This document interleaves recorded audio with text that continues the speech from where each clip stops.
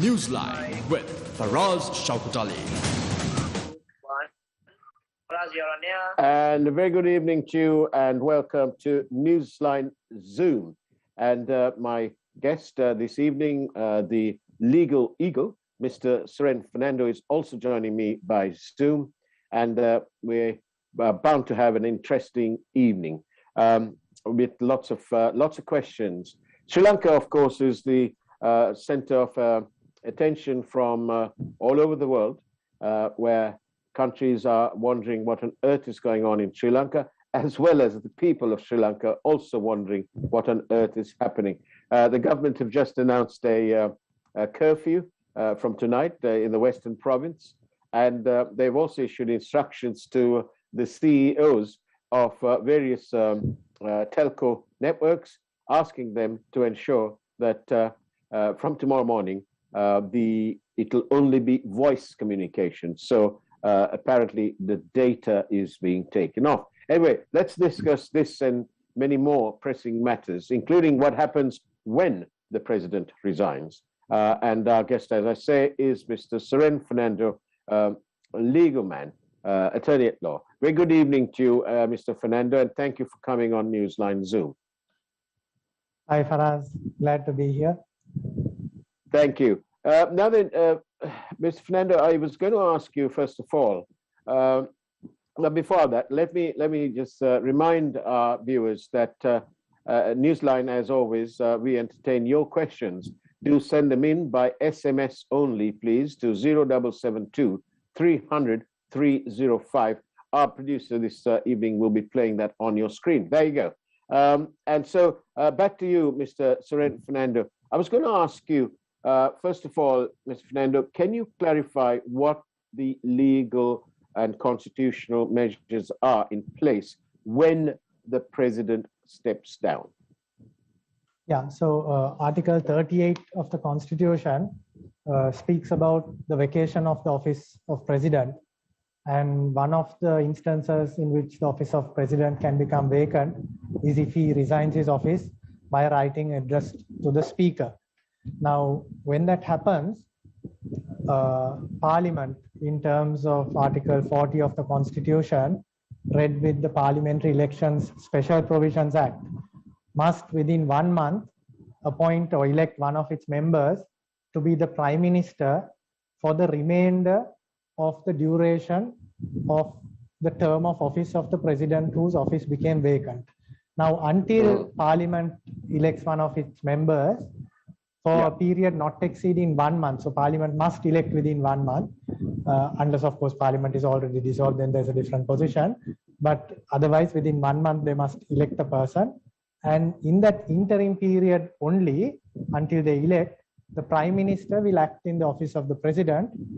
And if the Prime Minister is unable to act, then the Speaker will act for that limited period of time. Right.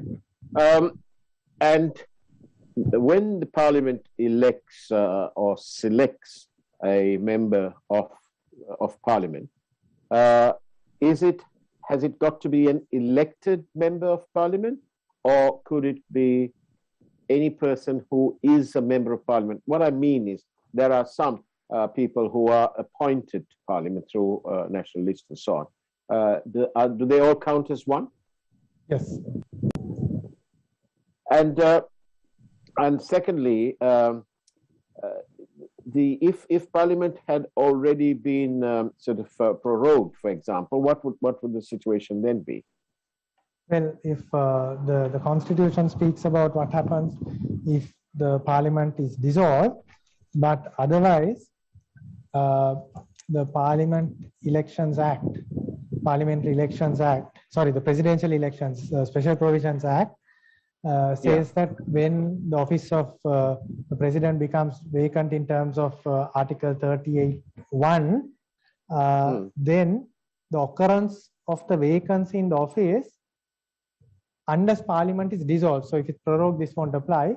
The occurrence of the vacancy itself operates as a summoning of Parliament to meet within 3 days of the occurrence of the vacancy.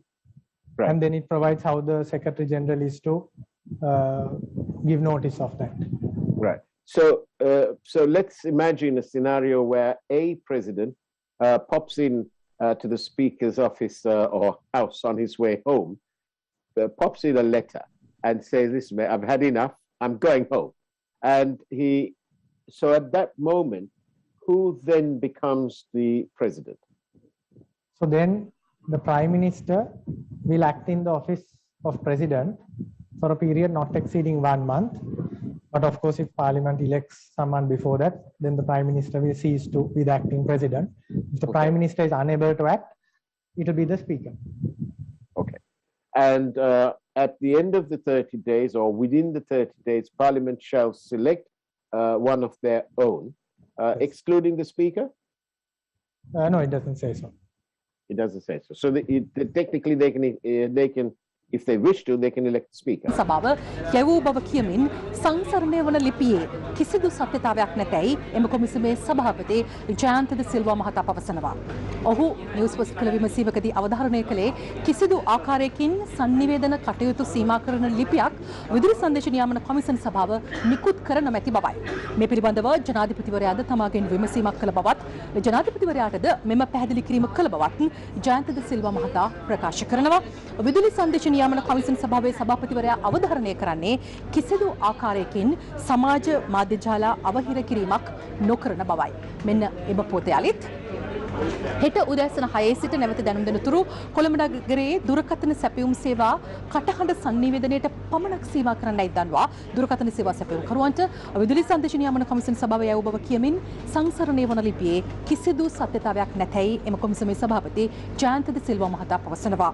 ඔහු news first කළ විමසීමකදී අවධාරණය කළේ කිසිදු ආකාරයකින් sannivedana කටයුතු සීමා කරන ලිපියක් විදුලි සංදේශ නියාමන කොමිසම් සභාව නිකුත් කර නොමැති බවයි. මේ පිළිබඳව ජනාධිපතිවරයාද තමාගෙන් විමසීමක් කළ බවත් ජනාධිපතිවරයාටද මෙම පැහැදිලි කිරීම කළ බවත් ජයන්ත ද සිල්වා මහතා පවසනවා. විදුලි සංදේශ නියාමන කොමිසම් සභාවේ සභාපතිවරයා අවධාරණය කරන්නේ කිසිදු ආකාරයකින් සමාජ මාධ්‍ය ජාල අවහිර කිරීමක් නොකරන බවයි. කොගුල් விசேட செய்தி ஒன்று. நாளை காலை 6 மணி முதல் மறு அறிவித்தல் வரை கொழும்பு மாநகரில் தொலைபேசி வலையமைப்புகளை தொலைபேசி உரையாடலுக்கு மாத்திரம் மட்டுப்படுத்துமாறு இலங்கை தொலைத்தொடர்பு ஒழுங்குபடுத்தல் ஆணைக்குழு தொலைபேசி சேவை வழங்குநர்களுக்கு கடிதம் ஒன்றை விடுத்துள்ளமை தொடர்பிலே இலங்கை தொலைத்தொடர்பு ஒழுங்குபடுத்தல் ஆணைக்குழுவினுடைய தலைவர் ஜயந்த டி சில்வா அவ்வாறான ஒரு கடிதம் விடுவிக்கப்படவில்லை என அவர் அந்த கடிதத்தை நிராகரித்திருக்கிறார். இது தொடர்பிலே அவரிடம் நாங்கள் வினவிய போது இப்படியான ஒரு கடிதம் எங்கும் விநியோகிக்கப்படவில்லை எனவும் இந்த கடிதம் தொடர்பிலே ஜனாதிபதி அவரிடம் கேட்டறிந்த பொழுதும் அந்த கடிதம் எதுவுமே தொலைத்தொடர்பு சேவை வழங்குநர்களுக்கு இலங்கை தொலைத்தொடர்பு ஒழுங்குபடுத்தும் ஆணைக்குழுவினால் அனுப்பப்படவில்லை என்கின்ற விடயத்தை ஆணைக்குழுவினுடைய தலைவர் தெரிவித்திருக்கிறார். அதே நேரத்திலே சமூக வலைத்தளங்களை முடக்குகின்ற எண்ணம் எதுவும் இல்லை என்கின்ற விடயத்தையும் இலங்கை தொலைத்தொடர்பு ஒழுங்குபடுத்தல் ஆணைக்குழுவினுடைய தலைவர் தெரிவித்துள்ளார். இலங்கை தொலைத்தொடர்புகள் ஒழுங்குபடுத்தும் ஆணைக்குழுவினால் தொலைத்தொடர்பு சேவை வழங்குநர்களுக்கு தொலைபேசி உரையாடலுக்கு மாத்திரம் நாளை காலை 6 மணியிலிருந்து மறு அறிவித்தல் வரை அந்த சேவையை வழங்குங்கள் என்று ஒரு கடிதம் விடுவிக்கப்படவில்லை என தொலைத்தொடர்பு ஒழுங்குபடுத்தல் ஆணைக்குழுவின் தலைவர் ஜயந்த டி சில்வா தெரிவித்துள்ளார். Thank you very much, Gokul. Now, the chairman of the Telecommunications Regulatory Commission of Sri Lanka, Jayanta De Silva, has issued a clarification regarding a letter that is making its rounds on social media. Now, the letter claims that from 6 a.m. tomorrow until further notice, all communications within Colombo will be limited only to voice communications. Now, the letter prompts or purports to show that the Telecommunications Regulatory Commission had sent out this letter to all mobile service providers asking them to limit all communications in Colombo only to voice calls starting from 6 a.m. tomorrow. However, the chairman of the Telecommunications Regulatory Commission, when contacted by Newsfirst, said that there is no truth to such letter, that such letter has not been sent to any communication service providers in Sri Lanka. The chairman of the TRC-SL also added that the president had contacted him and inquired from him regarding this matter, and he had clarified matters to the president as well. Once again, the chairman of the Telecommunications Regulatory Commission has refuted that any such actions will be taken. and he has also said that he has not sent such a letter to any telecommunication service providers. Now, in the meantime, in some news that we've just received, the opposition leader has issued a statement regarding this matter as well. The statement reads, the government should not try to curtail the people's right of expression by attempting to curb digital or mobile communication. Now, the statement goes on to state that peaceful people's protest against the government is an expression of democracy, and under no circumstances should the government use any unlawful means of controlling or barring the people's freedom of peaceful expression, including by causing any unlawful interruptions to telecommunication and data that is used by the public for free speech.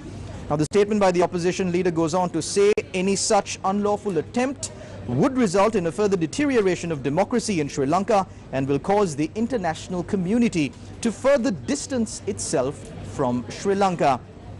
The opposition leader also says that those in power should never impede the people's rights guaranteed by the Constitution. Omaya, apita den labunu puwatak vipaksh nayakatumat me pilibandava මාධ්‍ය නිවේදනයක් නිකුත් කරලා තියෙනවා. ඒ මාධ්‍ය නිවේදනය ඔහු සඳහන් කරන්නේ ආණ්ඩුව ජනතාවගේ sannivedanayට තියෙන අයිතිය කිසිසේත්ම නවත්තන්න හෝ බාධා කරන්න ක්‍රියාමාර්ග ගත නොයුතු බවයි විපක්ෂ නායකතුමා තවදුරටත් පවසන්නේ.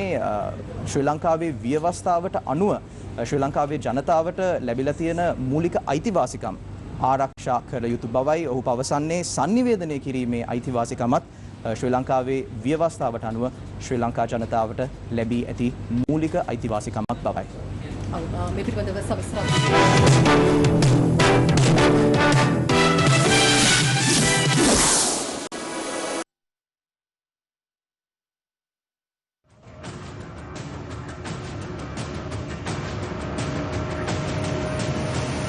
Newsfirst, Newsline with Faraz Shaukat Ali. And welcome back to Newsline after which was interrupted for the breaking news. Mr. Suren Fernando, Attorney at Law, is our guest this evening. Mr. Fernando, several questions. One says to us, if the Supreme Court said that protesting or the marches can go on, is it then permissible for a curfew to be declared thereafter, in a way stymieing the efforts of the people who want to go on a march? Yeah, I don't think the Supreme Court said anything about this particular protest. I believe what you're referring to is the magistrates courts, which from what we hear in the media, refused applications made by the police to restrict protests. I think that may be what you're referring to. Yeah. But now when we are talking about the freedom of protest, it includes the freedom of speech, the freedom of peaceful assembly, the freedom of movement within Sri Lanka, etc., all of which are fundamental rights which are guaranteed by Article 14 of the Constitution. Now, the Constitution provides how these rights can be restricted. And with regard to the rights in Article 14.1, Article 15, sub-article 7 says that those can be restricted by restrictions which are prescribed by law. And in that article, law means either an enactment of Parliament or emergency regulations. That is, when you have a state of emergency, the regulations which are made under the Public Security Ordinance. And those, of course, you can't have mala fide regulations made, then it must be for that purpose. So there must be a rational nexus, and it must be for specified reasons like national security, public order, public health, etc., which is specified in Article 15.7. So from what we hear in the media, and I also just saw this a few minutes before getting on your show, it seems like there is no regulation which has no emergency regulations, no law, but the police have issued some sort of a letter in the backdrop, as you say, where they appear to have gone to the courts, and the magistrates have said there is no reason to issue that type of order. So in my view, it is clearly contrary to Article 14, and it is not a permissible restriction in my view. And it appears when you look at all the events which are happening around us to have been done mala fide, in bad faith. In fact, when the president declared a state of emergency twice before also, here there is no state of emergency, those have been challenged and those matters are pending in the Supreme Court. Mr. Fernando, what happens? I'm not suggesting in any shape or form that anybody listening to this program, watching this program, actually does this. This is a hypothetical question, a hypothetical situation. What happens, Mr. Fernando, if somebody who is knowledgeable about the law, such as you just now, decides that tomorrow morning he wants to go and protest anyway? Well, now, as I said, it's my view that this is unlawful. But of course, knowing the way things operate in this country, the police may take the view that no, there is some piece of paper floating around and they are bound by that. And they may decide to arrest someone for something or the other. And then, of course, you would have to make out your case in court. Firstly, if you are arrested, then produce before a magistrate's court to argue it there. But if not, you would have to then take up the matter in either the Court of Appeal by way of the invocation of its writ jurisdiction, or in the Supreme Court by way of the invocation of its fundamental rights jurisdiction, to argue that this was completely unlawful. But as we've seen before, sometimes the authorities act in one way and it takes some time to resolve it. But I must also add there that in terms of Article 3 of the Constitution, our Constitution recognizes that the people of this country are sovereign and that sovereignty vests in the people, and that sovereignty includes the fundamental rights. And Article 4, which sets out the manner of exercise of fundamental rights, specifically says that the fundamental rights which are declared and recognized by the Constitution must be respected, secured, and not only that, advanced by all organs of government. So that includes all regulatory bodies, the police, the Inspector General of Police, all of them are bound to protect, to respect, to secure, and to advance fundamental rights. So they must ask themselves the question whether any of these acts that they are doing are done in keeping with law, whether they are permissible restrictions on fundamental rights, because otherwise they themselves can and must be held accountable if there is a breach of anybody's fundamental rights. And Mr. Fernando, what about the telecom regulators? Can they actually act on the letter communicated to them by the TRC, quoting the president as saying that there are various things, and saying, quoting the state intelligence services as well? So do you think that there is a case, perhaps a breach of fundamental rights against these the chief executives of these various telcos? Well, there you see now there's appears to be from if what is circulating on social media is reliable, and I don't know whether it's genuine or not. But there again, you see there's the right to the freedom of thought and conscience has been held by our Supreme Court to include the right to receive information. So social media is needed to receive information. Similarly, if you are someone who expresses your views on social media would be a mechanism through which you exercise your freedom of speech and expression. Now, the freedom of thought and conscience is an unrestricted right. The freedom of speech and expression, as I said before, Article 14, it can be restricted, but in my view, if you're put in a complete block like this, it must be by law or emergency regulation. There are no emergency regulations, to my knowledge, in force at the moment, because to my knowledge, there is no state of emergency active in this country at the moment. Right. Now, even in a situation like that, a regulatory body or a competent authority who is given power must exercise that power rationally, with a rational nexus to the purpose sought to be achieved. And that is not to just go and block everybody's access to social media or the internet or whatever it is.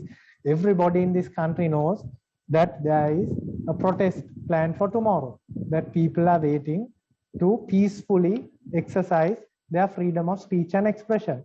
In those circumstances, why this sledgehammer approach? So even if there are emergency regulations in force, whether a sledgehammer approach like that, complete blackout of social media was permissible, that could have been challenged. Sri Lanka's opposition leader and also the leader of the SJB, Mr. Sajit Premadasa, has issued a statement in which he says the government should not try and curtail the people's right of expression by attempting to curb digital or mobile communication. This is what we've just been talking about, Mr. Fernando. Somebody's asking us, can you specify, can you tell us exactly what is the meaning of police curfew? Well, I'm not a criminal lawyer, but I believe, so I'm not exactly familiar with the provision in the Criminal Procedure Code, but if I'm not mistaken, it is more by way of a practice where there is in a small area some sort of problem where police by practice, and I'm subject to correction, so I'm reiterating that I'm not a criminal lawyer, but point taken. That's done. But to do it, even then, even if the power existed, it would have to be exercised with some rational nexus sought to the purpose sought to be achieved.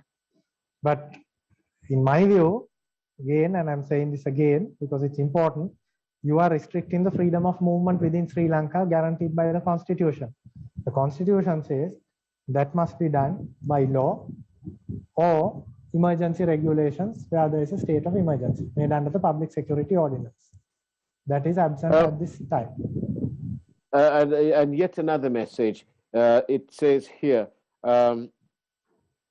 is the curfew imposed tonight, fuel not issued till Sunday, and planned public transport terminated unlawful? Isn't this a blatant human rights violation against a peaceful right to protest? Are we as citizens still able to break this curfew in order to peacefully protest? Now, as you also cautioned before, I am not advocating for anybody to act in one way or another. Yeah. But in my view, this has been done in bad faith. In my view, it is not a permissible restriction.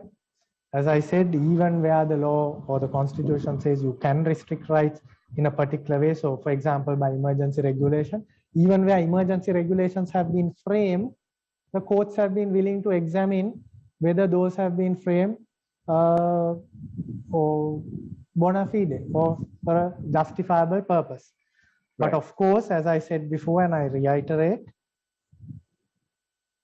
there is the risk that if you act against this de facto rule, whatever you want to call it, de facto position, that the police, the authorities will act on the basis that it is valid. So then you would have to argue thereafter in court, either in the court, magistrate's court in which you are produced, or otherwise taking it to a higher court by way of judicial review, that it was unlawful for a variety of reasons. So, but in the meantime, they will act as though it was lawful. They may. I am being asked several hypothetical questions, including one from a person who declares themselves to be a senior citizen. I suppose that means from age. Anyway, wants to know if they protest tomorrow and get arrested, can they phone you? And will you come to rescue them with your thought process? Well, I'm sure that many members of the Bar Association also would be available as before. And I'm sure the BSL will also issue a statement on this.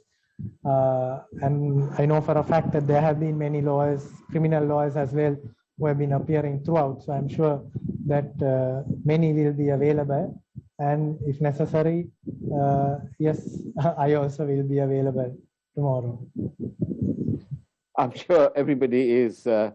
But isn't it absolutely incredible that in a country that is fighting to repair its international image in terms of various abuses, allegations of abuses in terms of human rights violations and all sorts of violations of people's rights enshrined in the UN Charter, no less a place than that, and enshrined in our Constitution. The Republican nature of our Constitution means that the people are sovereign.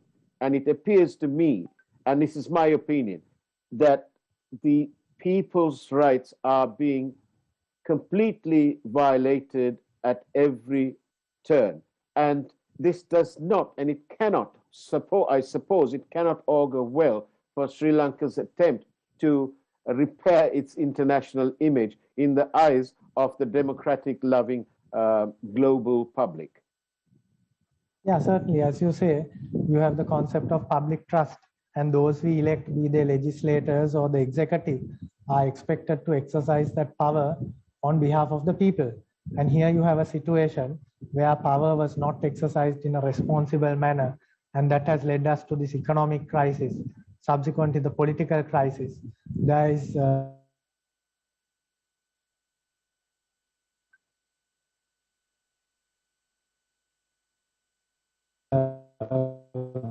throughout the country that the president must resign, that somebody who is competent should take over. Now, people have been protesting peacefully, by and large peacefully, and in my view, I mean, in most instances, we have seen the crackdowns on those by the government are the ones which have been excessive. And by and large, the protests have been peaceful. And those who are elected to serve the people must tolerate dissent. In fact, the Supreme Court in the famous Janagosha case, incidentally, which involved the Janagosha, where then Member of Parliament Mahinda Rajapaksa was responsible partly for those protests. The Supreme Court said, if you don't allow, I mean, I'm paraphrasing, if you don't allow peaceful protests today, it will result in violence another day. So the elected representatives must recognize that people must be allowed to protest. They may not like what the people say, but you must take note of that. Cracking down on it in this way doesn't serve anyone. And as you say, when we are going with the begging bowl and asking people to bail us out, and people are saying, yeah, you must have political stability in your country. If we are to help you, doing things like this and showing that the government does not respect the democratic rights of the people is certainly not the way to go about it. And on that note, Suren Fernando, thank you very much for being on Newsline Live. And I'd like to end the program by repeating a message that somebody sent me, that how very ironic that 22 million people can't get rid of one rotten egg. But Suren Fernando, thank you very much. It's been wonderful talking to you. And as Thanks, always, be safe out there, and don't do anything I wouldn't do. And if you do, let me know so I can try it. Take care, and God bless you.